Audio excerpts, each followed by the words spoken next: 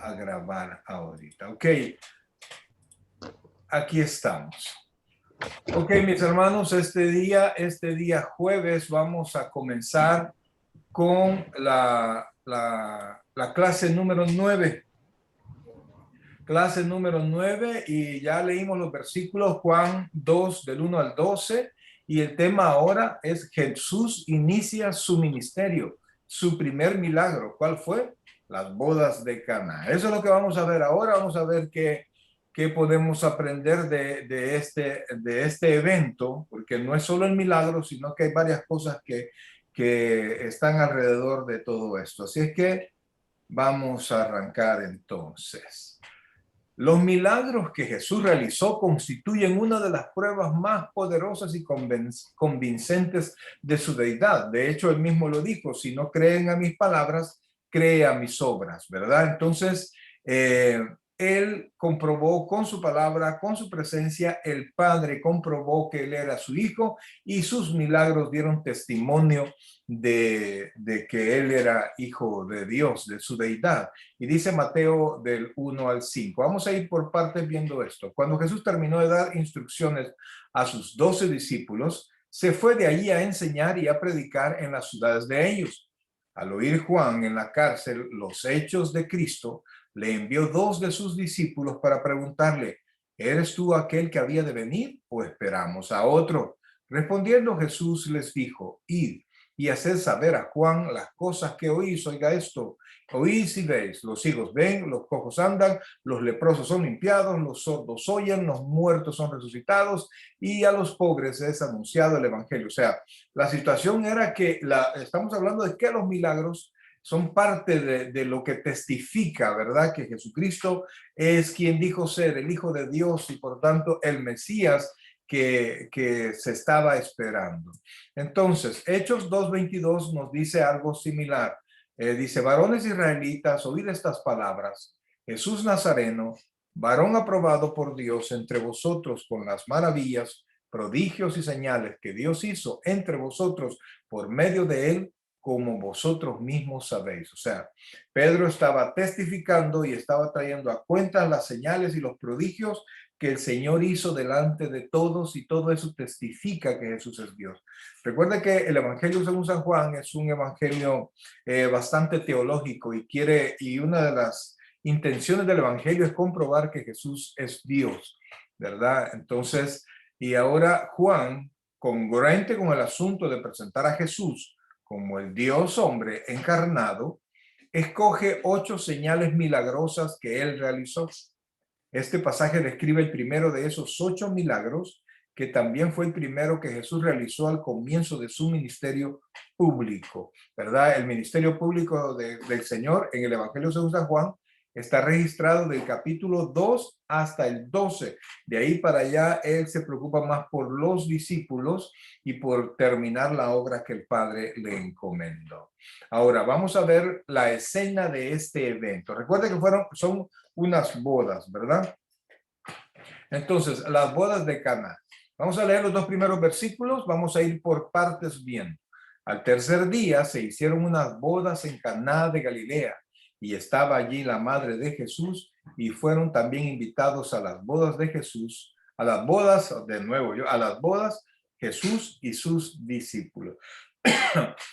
Nos encontramos en uno de los eventos más importantes en la vida social del pueblo de Israel, del pueblo judío, que son las bodas, ¿verdad? Y era un evento que duraba no solamente una celebración de un día, sino que por el contrario, duraba hasta 7 días. Y en los casos de los reyes, podía durar hasta 7 semanas, algunas veces hasta 7 meses, y está registrado en el Antiguo Testamento que para un rey duró 7 años de celebración, porque era la celebración que se hacía, daba a entender el poderío y la riqueza que tenía el esposo. Ahora comienza diciendo el versículo 1, al tercer día. ¿Al tercer día de qué? ¿Verdad? Esta frase, permítame, vamos a moverlo de aquí. Esta frase nos lleva nos lleva al llamamiento de Felipe y Natanael en el pasaje anterior. Este es uno de una serie de indicadores de tiempo que sugiere que los acontecimientos ocurridos desde la entrevista de Juan el Bautista con las autoridades hasta las bodas de Caná ocurrieron en un lapso de una semana. O sea, desde que se llamó a Felipe y a Natanael, ¿verdad? Todo ese tiempo y la entrevista de Juan el Bautista con las autoridades pasó exactamente una semana. Entonces, justamente después del evento de Natanael, al tercer día, comenzaron las bodas. Ahora al número 2. Unas bodas era como les dije hace un momento, era un acontecimiento importante en la Palestina del siglo I. La celebración podía durar hasta una semana. En la noche, perdón, en la noche de la ceremonia, por lo general, un día miércoles, o sea, con el transcurso de la semana, la ceremonia se realizaba usualmente el día miércoles, casi a la mitad de la semana. El novio y sus amigos iban a la casa de la novia. Entonces ellos acompañaban a la novia y sus invitados a la casa del novio, donde la ceremonia y el banquete tendrían lugar. La celebración terminaba con el casamiento real. Recuerde que el casamiento iba precedido del desposorio, ¿verdad? El desposorio. ¿Recuerdan ustedes que en el caso de la Virgen María con José, ¿verdad? Cuando el ángel se le presentó a la Virgen María, ella estaba desposada. Eso no quiere decir que estaba casada, sino que estaba ya comprometida. Pero ese desposorio era un compromiso tan fuerte como el mismo matrimonio, la misma ceremonia, ¿verdad? Entonces, antes de la boda tenía que haber un compromiso, un desposorio, y que duraba más o menos ese tiempo de desposorio, duraba alrededor de 6 meses. Entonces, en la celebración, todos los 7 días terminaban con el matrimonio, con la celebración de la boda ya realmente. Ok, entonces, estaban en las bodas y ya más expliqué que duraban 7 días usualmente, ¿verdad? Que antes de las bodas era el desposorio y comienza el texto diciendo al tercer día, y ese tercer día lo contamos desde el llamamiento de Natanael. Ahora, 3, la madre de Jesús. Aquí hay un detalle bien importante. Juan, o bien curioso, mejor dicho, Juan nunca se refiere a María por su nombre en su evangelio. Siempre habla de ella como la madre de Jesús. Por eso es que no se puede confundir con otra persona en el evangelio según San Juan, porque siempre le dice la madre de Jesús, y no le dice María, sino que la madre de Jesús. Entonces, estaba en esta boda particular, ¿verdad? Su presencia y la de Jesús sugieren que quienes estaban casando eran familiares o amigos de la familia. Si usted se recuerda, el último versículo dice que regresaron Jesús, su madre, sus discípulos y los hermanos de Jesús. En otras palabras, llegó prácticamente la familia y se llevaron a los discípulos, ¿verdad? A la boda. Entonces, por eso es que se supone que la boda era de alguien muy cercano y que María, la madre de Jesús, tenía una parte de servicio como voluntarios. Pues es como cuando uno reúne a algunos amigos para celebrar la boda de alguien. De hecho, en este tiempo, siempre la boda la organizaba un amigo, ¿verdad? Por eso es que Jesucristo habla, allá por el capítulo 25, habla del capítulo de Mateo, habla del amigo del esposo, que es el que organizaba la fiesta. Entonces, y aparte de él, había un grupo de amigos, no se contrataba a nadie, sino que eran amigos que eran los encargados de llevar a cabo todo esto. Entonces, esto de que la Virgen María tenía que ver, que era familia cercana y era parte del grupo organizador, Eso explicaría por qué María parece ser más que una simple invitada, pues al parecer tenía algo de responsabilidad en ayudar a la familia del novio en la celebración. Por ejemplo, estaba al tanto de la falta de vino y tomó la iniciativa para solucionar el problema. Ok, vamos a preguntas hasta aquí. Esto es algo bien general, ¿verdad? Lo que estamos hablando. Bueno. Que el Señor les bendiga. Como José no se menciona, la última vez que aparece en los evangelios es en el relato del viaje a Jerusalén, cuando Jesús tenía 12 años. Esto está según Lucas 2, del versículo 41 al 50. Puede ser que ya se hubiera muerto. Estamos hablando de José, el padre de Jesús. Así es, o el padrastro, como ustedes lo quieran llamar, ¿verdad? Porque el padre, él no engendró al Señor Jesucristo. Entonces, pero El de esposo de repente el María. esposo el esposo de María, la madre de Jesús. O sea, la Biblia es oscura en ese lado, no le interesa dar a conocer qué fue lo que pasó con José, ¿verdad? Y eso levanta teorías, ¿verdad? ¿Qué fue lo que pasó? Lo más probable es que haya muerto, ¿verdad? Pero también José fue asediado desde el principio, fue señalado porque toda la gente se dio cuenta de lo que pasó. Nadie creyó que fue un nacimiento virginal.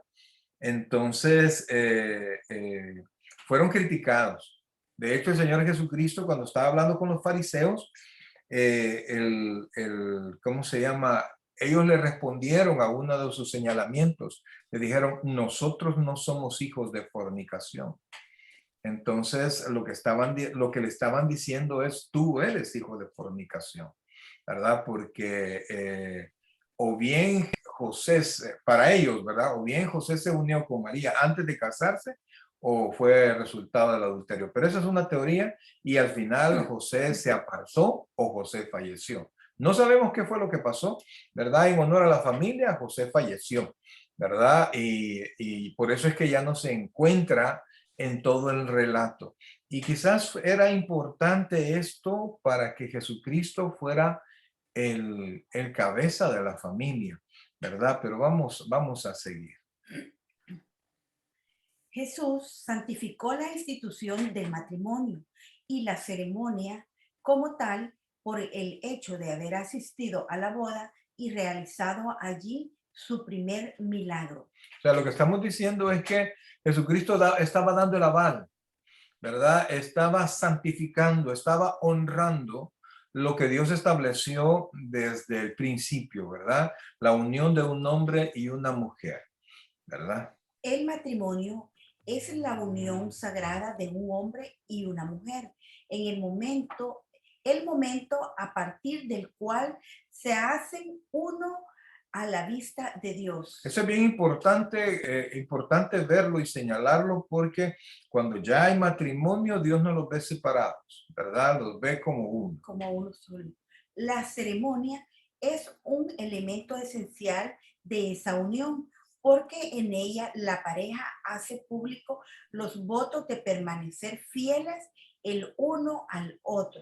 Es como cuando nosotros se presentan a los niños en la iglesia, ¿verdad? Lo que está no es tanto el niño, sino que es el compromiso de los padres de hacer de hacer todo lo posible porque el niño se mantenga en los caminos del Señor. Por eso es que cuando hay alguien que está apoyando a la pareja, algunas iglesias tienen padrinos, ¿verdad? Estos tienen que ser creyentes bautizados, ¿verdad? Porque así podemos tener alguna esperanza de que van a hacer apoyo para que el niño se mantenga en el caminar. Amén. La ceremonia es un elemento esencial de esa unión, como les dije hace un momento, porque en ella la pareja hace público los votos de permanecer fieles el uno al otro. Tanto el Antiguo Testamento nos hace mención en Génesis 29, 20, 23. En las citas son por si quieren tomar nota para luego verificar y lo que les leí 2 veces anteriormente. Jueces 14:10, Ruth 4:10 al 13 y Cantares 3:11, como en el Nuevo Testamento en Mateo 22, 25:10, Lucas 12:36 y Lucas 14:8. Veían veían la ceremonia pública como parte necesaria del matrimonio, porque es similar al bautismo que usted está dándole a conocer ya sea a los amigos, a la congregación o a las demás personas, el compromiso que usted está tomando, ya sea ante Dios. Esos son los votos, ¿verdad? Los votos. Y uno pide la bendición de Dios a la hora del matrimonio delante del Señor. Entonces, eso es lo que se estaba realizando y por eso es que era tan importante, era un evento súper importante y súper simbólico, porque, por ejemplo, la fiesta era, y la fuerza y la abundancia de la fiesta testificaban la fuerza y la abundancia del novio, lo que el novio le iba a ofrecer a la novia. El poder económico. Correcto, y eso daba mucho de qué hablar. Podían ser apoyados y admirados o podían ser la comidilla, ¿verdad? Y de hecho de esto hay registros que cuando un novio incumplía la obligación de hacer la fiesta como debía ser, podía ser objeto de demandas en ese tiempo, ¿verdad? Porque era un evento sumamente importante. Y si esto no salía bien, era tremendamente vergonzoso. Y la sociedad judía temía mucho el qué dirán, ¿verdad? Entonces, por eso es que era esto tan importante. Ahora, esa fue la escena, ¿verdad? De lo que son las bodas. Ahora, veamos la situación, lo que se dio, aparte de la boda normal. Y para eso vamos a leer los versículos del 3 al 5. Y faltando el vino, la madre de Jesús le dijo, ¿no tienen vino? Jesús le dijo, ¿qué tienes conmigo, mujer? Aún no ha venido mi hora. Su madre dijo a los que le servían, haced todo lo que os dijere. Como hemos dicho, ellos eran cercanos a la familia y eran responsables de parte del desarrollo de la ceremonia y de la fiesta, ¿verdad? Entonces, por eso es que la Virgen María se dio cuenta de que hacía falta vino. Entonces, el vino era una bebida básica. El vino era una bebida básica de la región, debido al clima cálido y a la falta de medios de refrigeración o purificación. El jugo de fruta tendía a fermentarse. El resultado era una bebida alcohólica con capacidad de causar embriaguez. Para ayudar a reducir este estado, solía diluirse con agua entre 1/3 y 1/10 de la fuerza del vino, aunque la Biblia no prohíbe beber vino y en algunos casos lo recomienda, como por ejemplo en el Salmo 104, 14 al 15, en Proverbios 31:6, Jeremías 31:12 y Primera de Timoteo 5:23. Si condena Pero, o pero sea, sí condena correcto. la embriaguez. Eso es de aclararlo y pueden encontrarlo en los versículos Génesis 20, 27, Deuteronomio. Todo. Solo ahí están todos los versículos y pueden ustedes consultarlos, ¿verdad? Porque, y los hemos puesto para referencia principalmente, ¿verdad? Entonces, la Biblia usted no va a encontrar que prohíba beber, ¿verdad? Pero sí prohíbe la consecuencia excesiva del beber.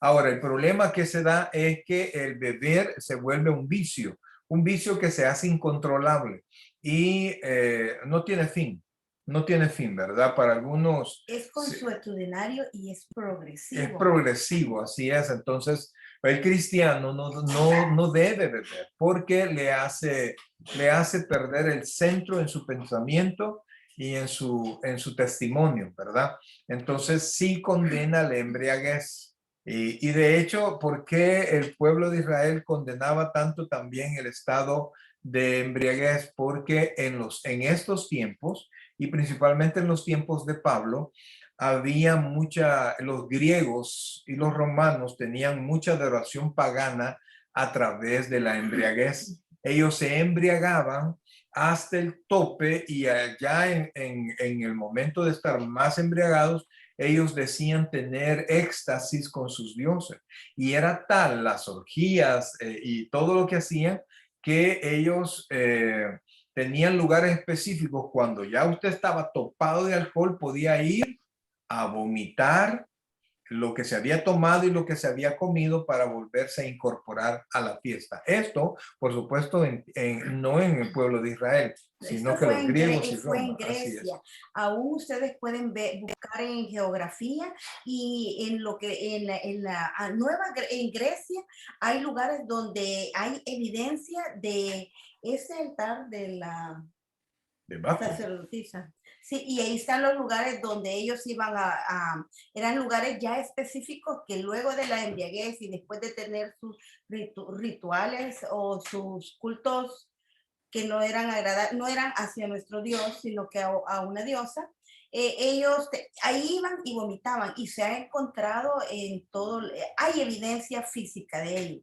Y por eso es que Pablo dice, no os embriaguéis con vino en el cual hay disolución, antes bien se llenos del Espíritu Santo. O sea, estaba comparando las dos maneras de adoración, con alcohol y con el Espíritu Santo. La última vez que usted celebró, ¿con qué celebró?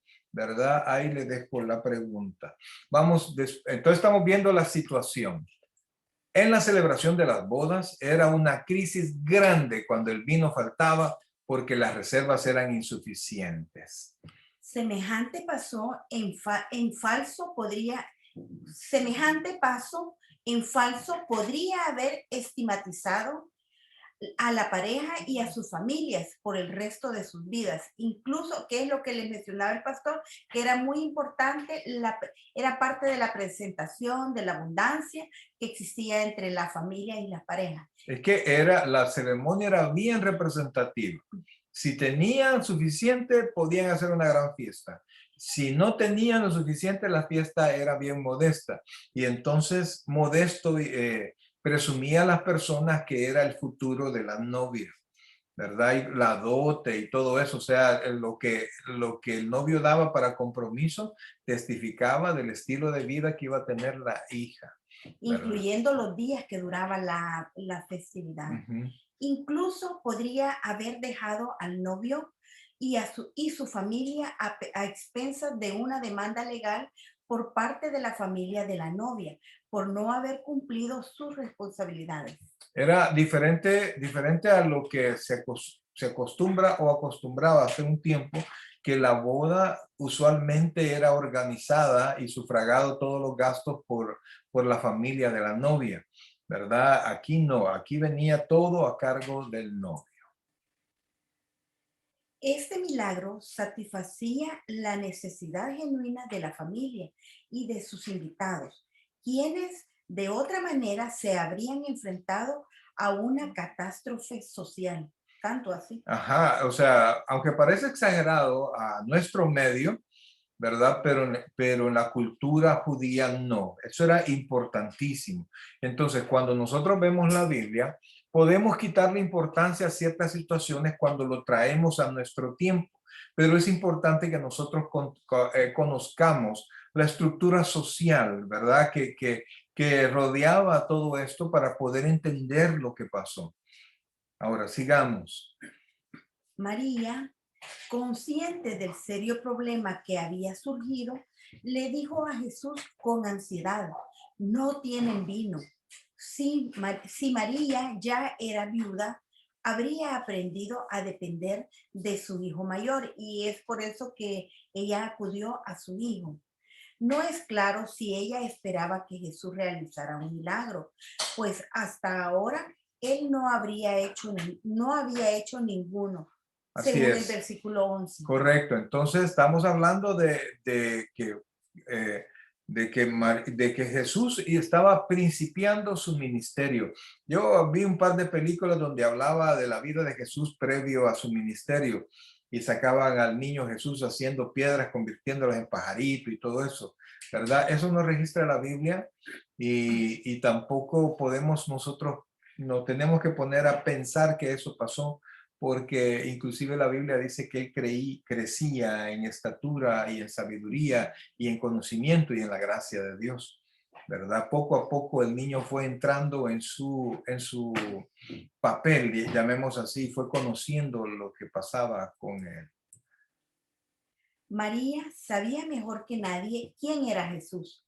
Ella era consciente de su nacimiento virginal milagroso y de las palabras del ángel Gabriel. Había dicho de él, O sea, las las palabras que, palabras que el ángel Gabriel había dicho de él, de Jesús. Y ahí están unos versículos, como el pastor dice ahí, no los vamos a leer, pero usted puede tomar, copiarlos o hacer captura de pantalla. o sea, recuerde que la Virgen María, ella había vivido personalmente todos estos eventos, ¿verdad? Nadie más que ella sabía lo del nacimiento virginal, nadie más que ella sabía y había escuchado al ángel anunciar la grandeza del niño que venía, así como los pastores, ¿verdad? La Virgen María también fue testigo del coro de millares de ángeles que de repente aparecieron sobre el lugar donde había nacido, donde habían puesto al niño. Entonces, ella sabía lo que Simeón había dicho de él, lo que Ana había dicho de él. Entonces, definitivamente que María sabía que su hijo era especial y que en algún momento él iba a desarrollar lo que tanto se había dicho de él.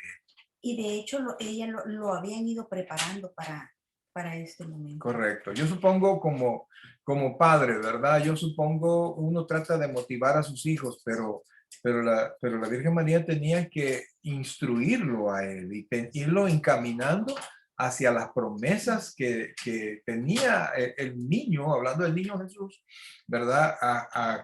Que él iba a cumplir y que iba a la labor que él iba a desarrollar. Entonces la Virgen María tuvo que haberlo encaminado, ¿verdad? Para que él pudiese estar, ¿cómo se llama?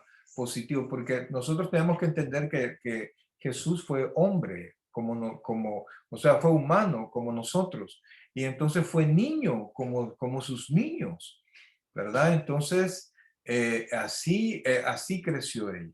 Entonces ella había experimentado la vida perfecta y sin pecado de Cristo, en tanto que él crecía en sabiduría y estatura y en gracia para con Dios y con los hombres. Amén. Y recuerden que María ya había ponderado también todas estas cosas en su corazón con el paso de los años, que es lo que le explicó el pastor hace un momento. Ustedes pueden ver que hay versículos que lo que están haciendo es sustentar cada una de las cosas que nosotros vamos mencionando. También le podía haber oído el testimonio público reciente de Juan el Bautista. Ahí están unos versículos también que lo sustentan, en el cual confirmaba lo que ella ya sabía. Puede ser que estuviera impulsando a Jesús a revelarse públicamente como el Mesías que ella sabía que él era. O sea, yo pienso que esto es normal, ¿verdad? La madre estaba en la expectativa de lo que el hijo iba a hacer, Así ¿verdad? como nosotros algunas veces queremos que nuestros hijos, sus habilidades, sus atributos, los den a conocer para que ellos no sientan ninguna timidez. Pienso yo que ella quiso quizás que hablara o también para entretenerlos en lo que estaba el vino, pero Jesús, una palabra Sí, bueno, y ahí está. ajá, entonces, sigamos. La respuesta abrupta y asombrosa de Jesús indicaba un cambio importante en su relación. ¿Qué tienes conmigo, mujer? Fue su respuesta. Entonces, para nosotros fue una respuesta pesada, ¿verdad? Porque nosotros quizás no le responderíamos así a nuestra madre, pero recuerden que son otras costumbres, recuerden que es otra manera de expresarse. Entonces, cuando a la Virgen María se le acercó a él y dijo, no tienen vino, el Señor le contestó, ¿qué tienes conmigo, mujer? Esta respuesta, aunque parece a nuestro tiempo grosera, es una forma de decir decentemente señora y de hacer saber que la relación estaba a punto de ser distanciada debido a su ministerio público. Ya había comenzado y las relaciones terrenales no determinarían sus O sea, acciones. quiero explicar eso. O sea, el Señor Jesucristo sabía todas las Mamá, cosas, ¿verdad? Sabía lo que está estaba jugando mi pasando. bebé.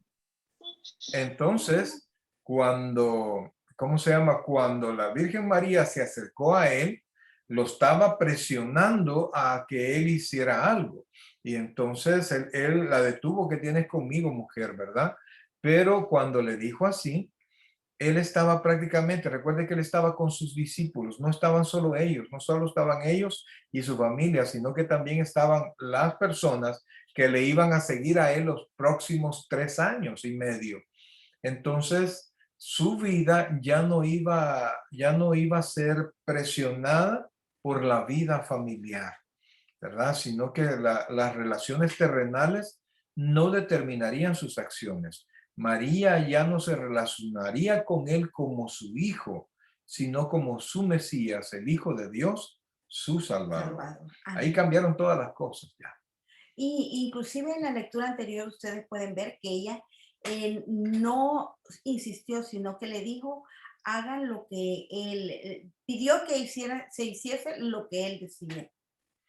Según Mateo 12:47 al 50, dice así, y le dijo uno, he aquí tu madre y tus hermanos están afuera y te quieren hablar. Respondiendo él al que le decía esto, dijo, ¿quién es mi madre y quiénes son mis hermanos?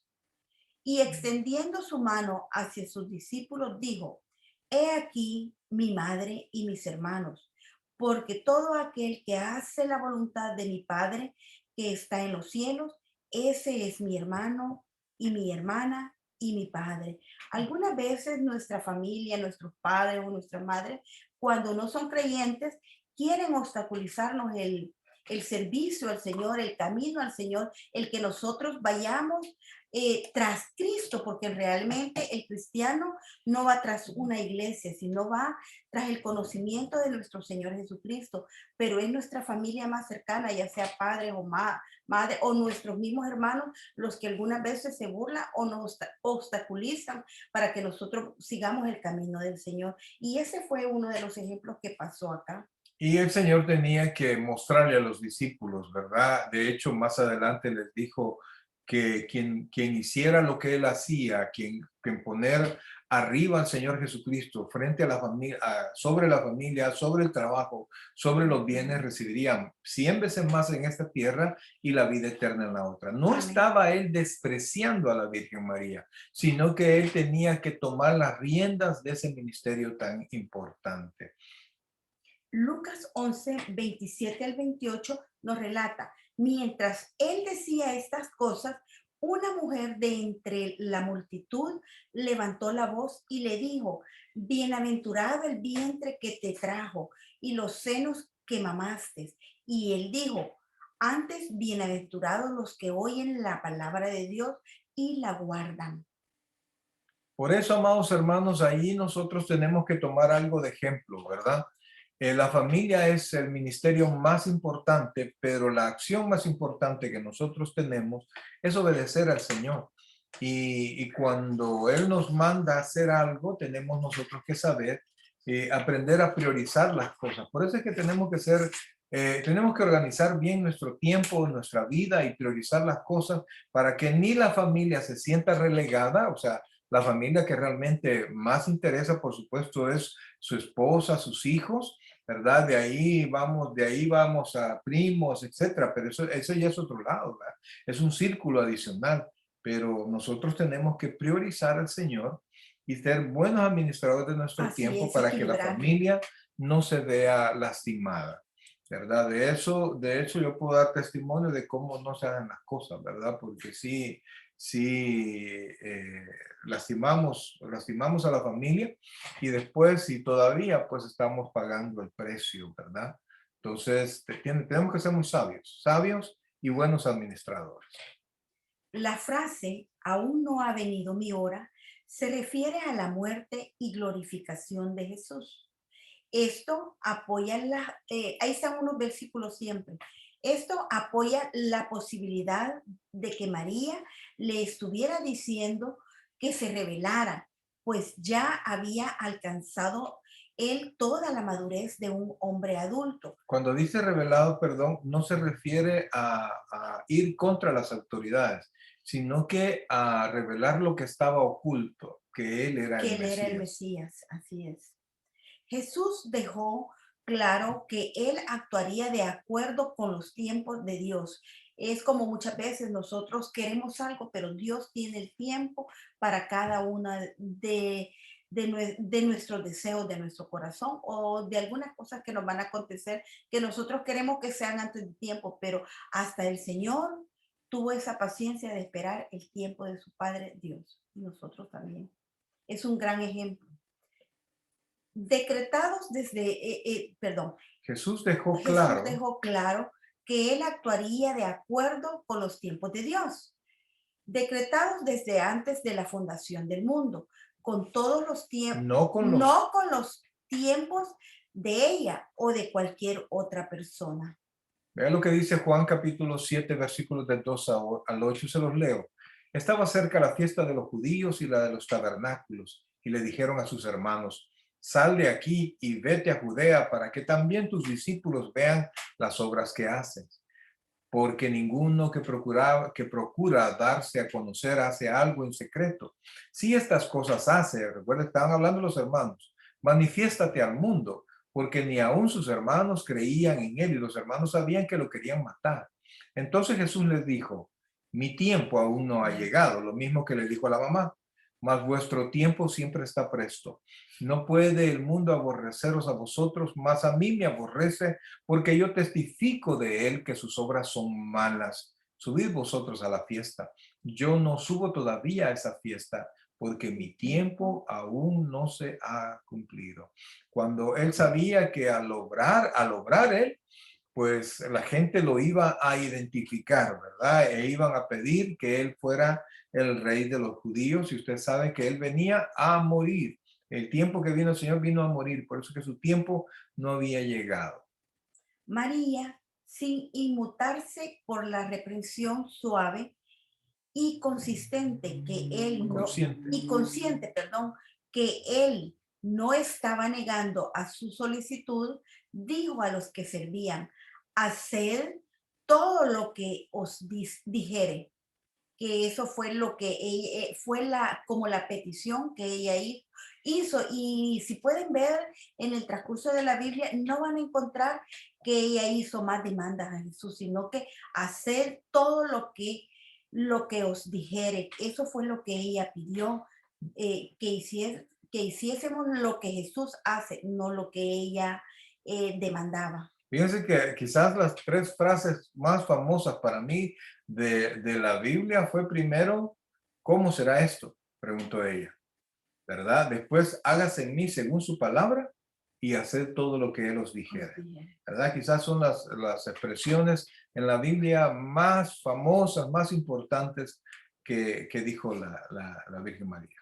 Ella inmediatamente fue donde estaban los sirvientes, en anticipación a la respuesta del Señor. Los que servían eran diáconos, de donde se deriva la palabra española diáconos. Y eso lo pueden sustentar en Primera de Timoteo 3:8 y siguientes, lo cual sugiere que no eran judíos. No eran doilos, Oh, perdón, no eran esclavos. doulos, esclavos o sirvientes de la casa. Por eso es que se sostiene que la gente que estaba ayudando no eran empleados, no eran esclavos, eran amigos, Amigos, sí. ¿verdad? Como se deben hacer todas las fiestas importantes, ¿verdad? Que las familias celebran no solo en la fiesta, sino que celebra desde la organización y el evento y todo, ¿verdad? Probablemente ellos, como María, eran familiares y amigos que ayudaban con la celebración. Era necesario que María le recomendase a Jesús. Era necesario que María les recomendase a Jesús, pues de otra manera habrían vacilado en seguir las instrucciones extrañas de un invitado. Porque si usted se recuerda, el problema que había es que no había vino. Dígame, hermana. Manda Melqui. es Baulio.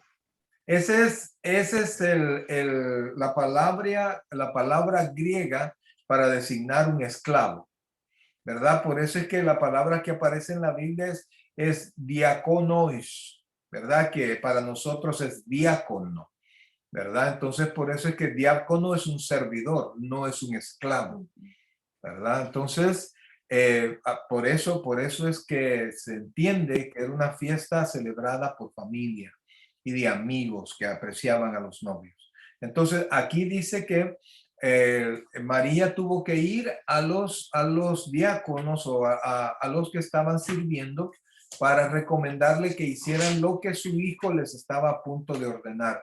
Era una instrucción sumamente extraña y por eso lo más probable es que si no se lo recomendaba a alguien de confianza, pues no lo hubiesen hecho. ¿Preguntas hasta este momento? Sigamos entonces. Bueno, y hoy vamos a hablar de la provisión. Según Juan 2, del 6 al 10, nos dice, y estaban allí 6 tinajas de piedra para agua, conforme al rito de la purificación de los judíos, en cada una de las cuales cabían 2 o 3 cántaros. Jesús les dijo, llenad estas tinajas de agua, y las llenaron hasta arriba. Entonces les dijo, sacad ahora y llevadlo al maestresala. Y se la llevaron. Cuando el maestresala probó el agua hecha vino, sin saber él de dónde era, aunque lo sabían los sirvientes que habían sacado el agua, llamó al esposo y le dijo, todo hombre sirve primero el buen vino, y cuando ya han bebido mucho, entonces el inferior, mas tú has reservado el buen vino hasta ahora. Entonces, ahora estamos viendo la parte de la provisión, de la bendición que Amén. Dios llevó. Tal como Juan lo explica para el beneficio de los lectores gentiles, porque nada, no tendría razón de ser que Juan viniera y aclarara que las tinajas era para la ceremonia de purificación de los judíos. O sea que Juan fue escrito no para el pueblo de Israel, sino que para el pueblo gentil y por supuesto para aclarar principalmente la deidad de nuestro Señor. Tal como Juan explica, para el beneficio de los lectores gentiles, los judíos usaban las tinajas de piedra para los ritos judíos de la purificación. Lavamientos ceremoniales constituían una parte integral del judaísmo del primer siglo. Se explica la utilización de las tinajas en Marcos 7. Marcos 7 nos dice así, porque los fariseos y todos los judíos, aferrándose a la tradición de los ancianos, si muchas veces no se lavan las manos, no comen, y volviendo de la plaza, si no se lavan, no comen, y otras muchas cosas hay que tomaron para guardar, como los lavamientos de los vasos de beber, de los jarros y de los utensilios de metal y de los helechos. Por eso es que para los judíos el concepto, aunque ellos no se bautizaban, pero el concepto de bautismo lo tenían bien claro ellos, ¿verdad? De lavarse, lavarse. Y por eso es que Pablo también habla del lavamiento que nosotros tenemos a través del Espíritu Santo, pero ese es otro tema. Sí, ¿Verdad? como una tipificación de purificación. Correcto, de la suciedad como pecado y de la limpieza como la santidad. Como los antiguos. Los judíos usaban las tinajas de piedra para guardar el agua de la purificación ritual, porque de la purificación, a diferencia de las tinajas de barro. Creían que no se contaminaban. Estas eran tinajas grandes, en cada una de las cuales cabían 2 o 3 cántaros, no como de la samaritana que fue a sacar agua del pozo. Tan gran cantidad de agua no se necesitaba solo para atender a los invitados, también se necesitaba para lavar los utensilios en que se preparaba y se servía la comida. O sea que ellos andaban lavando todo, ¿verdad? Ellos andaban lavando todo y tenían agua reservada específicamente. Y fíjense que eran tan religiosos que en el Antiguo Testamento, allá en Levítico 11:33, establecía que debían de ser de barro, pero ellos no estaban conformes que fueran de barro, sino que querían de piedra para que esta agua no fuera contaminada. De ahí surge la idea del agua bendita y de todas esas cosas, ¿verdad? No solo del agua bendita, que recuerden que, o sea, sí, de ahí viene la idea también, pero acuérdense que el agua con el correr y las piedras es una forma de purificación también del agua. Ujú. La fe y la confianza de María en su hijo no estaba mal depositada. Como ella lo había previsto, él le respondió ordenándole a los sirvientes que llenaran estas tinajas de agua. En respuesta a los que servían, las llenaron hasta arriba. Este detalle insignificante en apariencia, que el agua llegaba al borde, muestra que nada se añadió al agua. O sea, esto Juan lo Es vio importante. como forma de aclaración Ujú, que no es que hizo alguna combinación Jesús, sino que fue un verdadero milagro. Lo que él llenó fue agua y lo que él entregó fue vino. ujú. Luego, lo que siguió fue efectivamente un milagro de transformación. Transformación. Amén. Jesús también mostró su gracia magnánima cuando ordenó llenar de agua las vasijas antes de transformar su contenido en vino. Tan gran cantidad de vino, entre 450 y 680 litros. Era bastante la Sí, cantidad, como ¿cuántas? 680 botellas actuales. Era más que suficiente para el resto de la celebración. a eso se refiere con magnánima, ¿verdad? Que era una Grande, gracia ajá, más que de suficiente, sí. magnificente. No solo salvó Jesús a la novia y al novio de una situación embarazosa, además les dejó una buena provisión de vino y un generoso regalo de bodas. Eso era muchísimo dinero, Sí. ¿verdad? Lo que el Señor hizo. O sea, la venta de ese vino o adquirir ese vino necesitaba muchísimo, muchísimo dinero. Recuerden que como todos los alimentos antes no había forma de preservar, no había refrigeración, entonces el vino era una forma era un digestivo Correcto. Y además, y si usted le suma, como leímos hace un rato, que se le agregaba una tercera a una octava parte de de agua agua. para quitarle la fuerza de la fermentación al vino, entonces estamos hablando que ahí el Señor le dejó un montonazo de vino. Después de haber llenado la vasija, Jesús instruyó a los siervos a sacar un poco y llevar el vino creado instantáneamente al maestro Sala. Como era el responsable de asegurarse que los invitados tuvieran comida y bebida, los sirvientes se lo llevaron, que es como el capitán de un bufeta, ahora el maestro Salas, algo similar. Correcto. Entonces él tenía que dar el ok a las cosas que se servían. Ujú. Perdón. Para asegurarse que la comida y la bebida eran aceptables. Por eso es que tenían que llevárselo primero al maestresala. El encargado lo probaba antes de servirla a los invitados.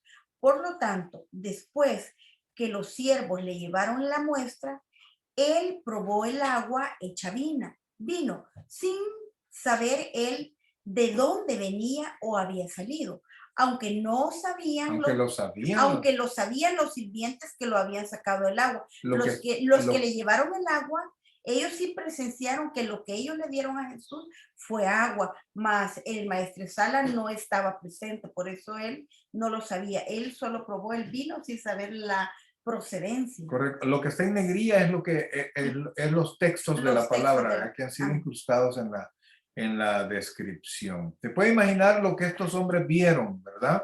Llene todo esto, llene estas vasijas hasta arriba. de agua hasta arriba y después saque un poquito y viene y metieron y sacaron y ellos pensaron que era agua porque si usted lo ve en la narración bíblica, no hay ni una oración, no hay nada, sino que llénenlo, vaya o llévenselo, ¿verdad? Por Ni eso siquiera le dijo al Padre, Padre, gracias, nada, hay nada. una palabra, el poder de la palabra, solo dijo Ujú, llénenlo. ujú. Y vamos a ver qué pasó enseguida. Quedó, dice, atónito por la alta calidad de esta nueva tanda de vino. Entonces llamó aparte al novio y le dijo, todo hombre sirve primero el buen vino y cuando ya han bebido mucho, entonces el inferior. Correcto. Fíjense, hay mucha gente que dice, no, que este vino no era vino sin alcohol.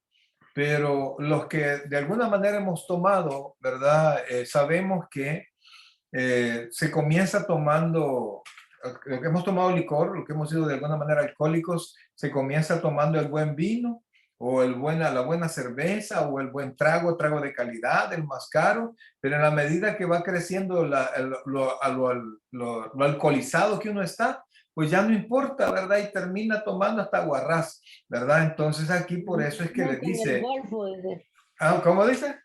con el golfo, con la trenzuda.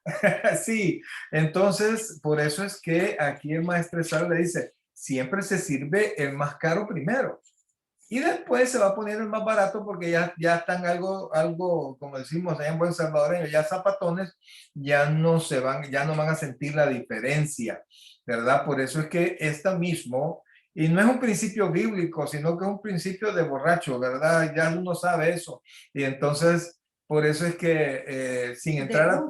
sin entrar a teología, pues sí, pero sin entrar a teología, yo sé que ese vino alcoholizaba, ¿verdad? Porque si no, no había por qué dar el mejor, primero porque eh, si no alcoholizaba, siempre se iban a percatar de la calidad del vino, pero ya bolo, ya no. No, lo que pasa es que también el alcohol duerme las papilas gustativas de la lengua. Entonces ya después no se puede saborear a nada. Sí, así es, para decirlo en palabras bien expertas, ya bien sonado, ya cualquier cosa se toma uno, ¿verdad? Entonces, en cualquier caso, era puro sentido común servir primero el buen vino y dejar el inferior para después, cuando ya han bebido mucho. El verbo metusco, bebido mucho, Quiere decir literalmente embriagarse. Y así se traduce en otros lugares del Nuevo Testamento. Ahí pueden ver las citas, está en Lucas, Efesios, Primera de Tesalonicenses y en Apocalipsis. Sin embargo, esto no quiere decir que este banquete particular se hubiera vuelto una orgía de borrachos. El encargado hablaba por su propia o experiencia. sea que el encargado, el maestresala, se echaba sus papis, ¿verdad? Entonces él hablaba de su propia experiencia. Me imagino que el maestro Sala es como, yo lo comparo como a un capitán en la época actual que debe conocer de bebidas y de comida. Entonces, tiene que ser un chef y a la vez tiene que ser un bartender. Entonces, tiene que conocer de bebidas y ser experto en ellos para Lo poder que sería ahora un saber. organizador de eventos, ¿verdad? Más o menos así. Ahora, más para su gran sorpresa y sin duda para el novio, parecía que el novio había reservado el buen vino al Al final. final. Con seguridad se trataba del mejor vino jamás probado. Este vino no provenía del proceso normal de fermentación de uvas, viñas, tierra y el sol. El Señor lo creó de la nada. Era una verdadera evidencia de que Él es el creador. ¿Y qué piensan ustedes que habrá pasado con la gente que fue testigo de este milagro, de los servidores? ¿Mm? Empezaron a creer en el milagro de él. Yo les puedo asegurar, amados, hay muchísima gente que ha visto milagros. Y hay así Que es ha en el mundo. recibido Y ha milagros, recibido milagros, pero ¿verdad? Y no no todos. todos, no todos, porque no depende de un milagro. No, o a veces uno dice, Señor, haz milagro para que crean, pero hay milagros tremendos y la gente no cree. Depende de la conversión y del arrepentimiento de cada uno, Depende mucho del Espíritu del Santo, Espíritu ¿verdad? Santo que obra en cada uno. Vea la importancia de esto. Este principio de señales hizo Jesús en Caná de Galilea y manifestó su gloria y sus discípulos creyeron en él. Ahí nos da la respuesta de la pregunta que hiciste. ¿Quiénes fueron los que sí creyeron? Los discípulos. Correcto. El resultado de este principio señala de Jesús. El resultado de este principio de señales de Jesús fue doble. Primero, manifestó su gloria. Ahí cuando dice, y vimos su gloria, gloria como la del unigénito, ¿verdad? Esto es, mostró su deidad al mismo tiempo porque fue creador. Así es. Las señales de Jesús no eran simplemente demostraciones poderosas de compasión.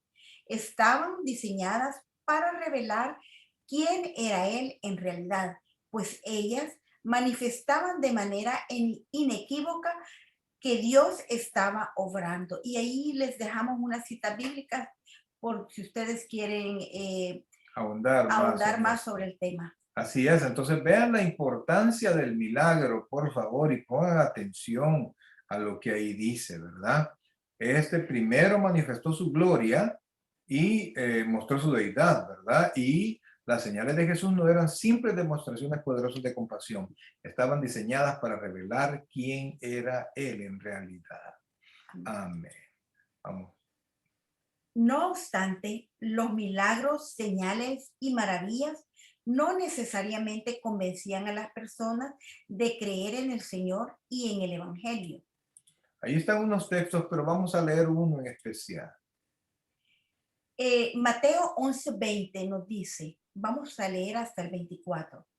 Entonces comenzó a reconvenir a las ciudades en las cuales había hecho muchos de sus milagros, porque no se habían arrepentido, diciendo, ay de ti, Corazín, ay de ti, Betsaida, porque si en Tiro y en Sidón se hubieran hecho los milagros que han sido hechos en vosotras, tiempo ha que se hubieran arrepentido en silicio y en ceniza. Por tanto os digo que el día del juicio será más tolerable el castigo para Tiro y para Sidón que para vosotras. Y tú, Capernaum, que eres levantada hasta el cielo, hasta el Hades serás abatida, porque si en Sodoma se hubiera hecho los milagros que han sido hechos en ti, habrían permanecido hasta el día de hoy. Por tanto os digo que en el día del juicio será más tolerable el castigo para la tierra de Sodoma que para ti. Tremendo. Duras palabras. Sí, así es. Entonces, los milagros no garantizan la conversión de las personas, pero sí garantizan que estos que vieron el milagro y no se convirtieron van a tener que dar cuentas, ¿verdad? Amén. Es como cuando nosotros ya le presentamos a las personas que nosotros amamos el Evangelio.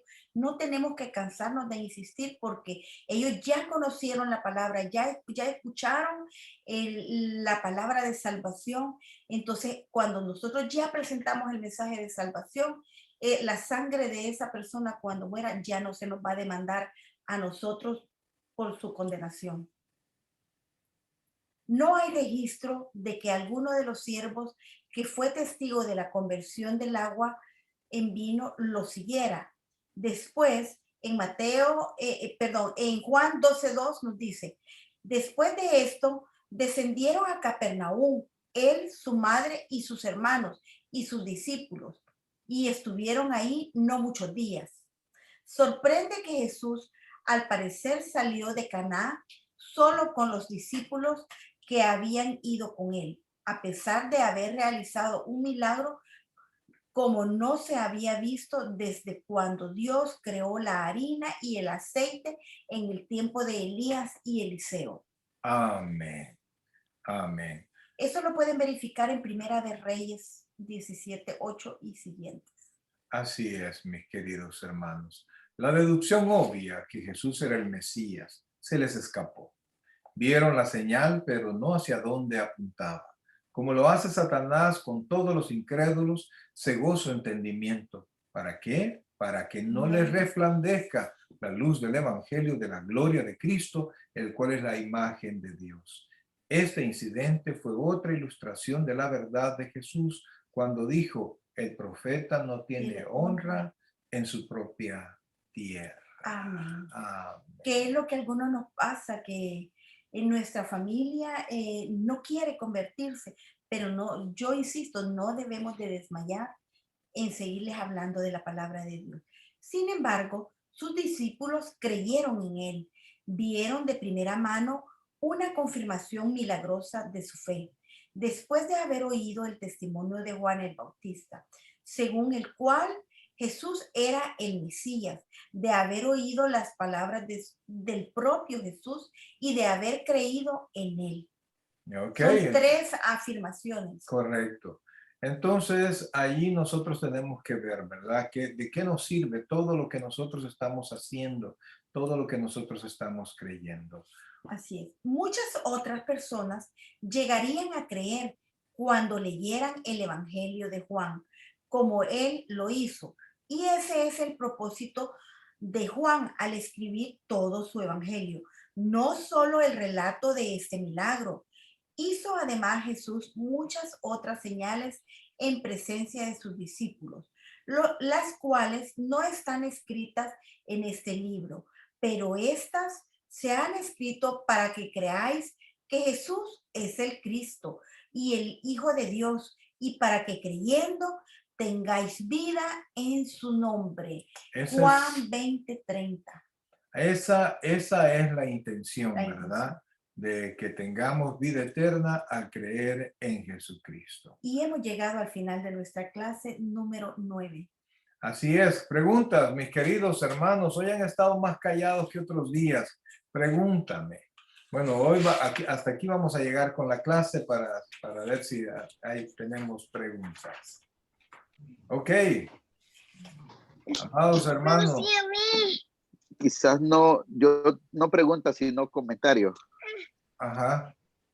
Lo que estábamos hablando hace ratito del que no deja familia o el que sufre prácticamente por dejar las cosas de Dios, ¿verdad?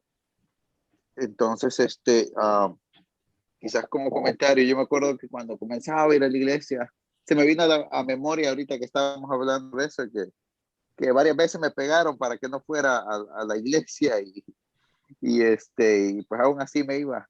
Pero pues hoy veo y le doy gracias a Dios que valió la pena las penqueadas que me dieron. Entonces, porque aquí estamos sirviéndole y buscando siempre de su rostro. Amén. De alguna manera todos pagamos un precio, ¿verdad? Sí. Y al final a nadie se le es fácil el evangelio. A ti te dieron unos hinchazos, otros hemos renunciado a otras cosas. Y poco a poco uno va aportando más, pagando más, ¿verdad? Con gozo, dejando cosas con gozo, en la medida que uno va comprendiendo. Buen, bonito testimonio. Vamos a ver, ¿alguien más? ¿Comentarios? Mano César, hoy sí ha estado calladito. ¿Está dormido? Todo bien, pastor. Ok. Pues ahí está. ¿Perdón? Mamá. La intención de presentarlo así, la boda de Caná, es simplemente para darle fundamento para que ustedes puedan, cuando les toque enseñarlo, o que ustedes puedan tener una visión mayor de lo que pasó. Y cuando hablen ustedes de la boda de Caná, porque es un tema, principalmente cuando uno comienza a predicar la boda de Caná, es un tema recurrente, ¿verdad? Pues tengan más elementos y aprendamos a ver los eventos de la Biblia más profundamente, ¿verdad? Hay mucho que aprender y ahora la información pues, está al alcance, ¿verdad? Absolutamente todos tienen sus teléfonos inteligentes y entonces ustedes pueden